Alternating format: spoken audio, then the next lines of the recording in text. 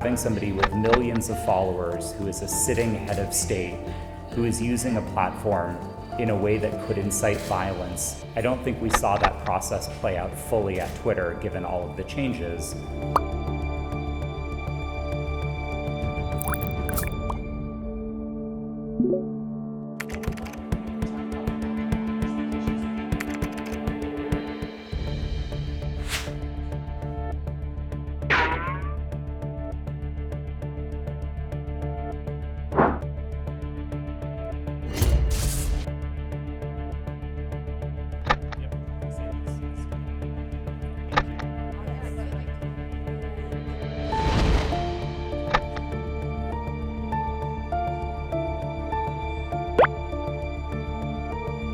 The way that Donald Trump used Twitter in many ways was unprecedented.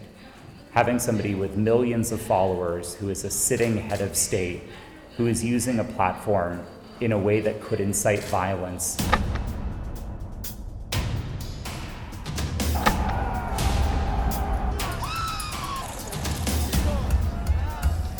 The decision to ban the account was not one decision, but a series of decisions made over weeks and months. I think the decision by a social media company to remove the account of a head of state or a political official is an extremely serious one and not a decision that can be taken lightly.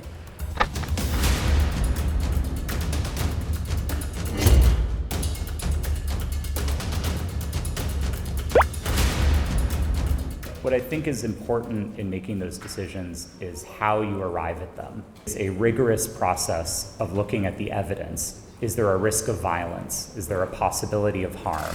And on the basis of that evidence, making that decision.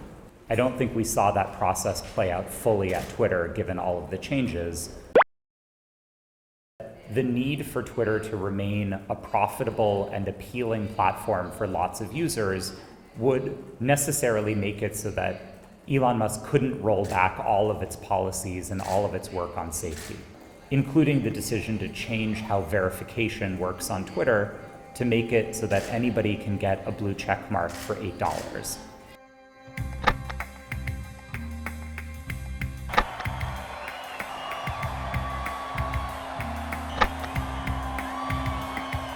Unfortunately, I saw the company start to make decisions that I didn't agree with and couldn't support.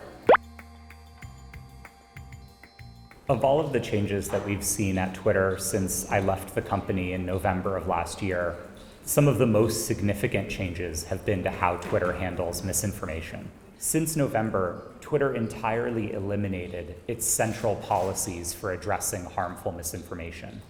It stopped enforcing its rules about COVID misinformation, about civic integrity, and about crisis events.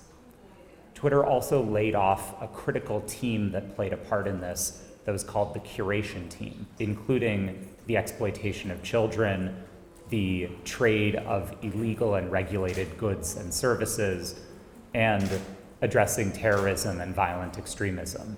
Those teams have now been significantly cut back. And so I worry about whether Twitter will be able to address the risks created by illegal and dangerous content.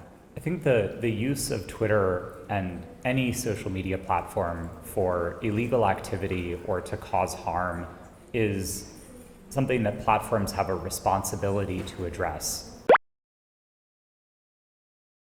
It's very difficult to say what the optimal number is. At companies that don't use a lot of automation or AI for TNS work, my former TNS organization at Twitter was approximately 200 people, not including engineering. In a moment when we see many companies cutting back these teams, I worry that they're making those decisions purely on a financial basis without thinking through what the long-term consequences of those decisions will ultimately be.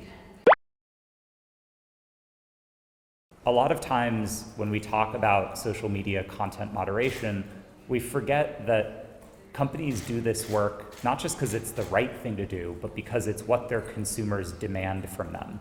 A lot of times at Twitter, we would do research where we would ask people who signed up for Twitter and then left why they left Twitter and stopped using it. And the most frequent response was that they felt unsafe. I think that's a business imperative that every company in the industry has. Consumers won't accept an internet that doesn't moderate content. And if companies hope to be successful and competitive, they have to have a viable strategy for addressing that. I think the most important actor to have represented in this process are the users themselves.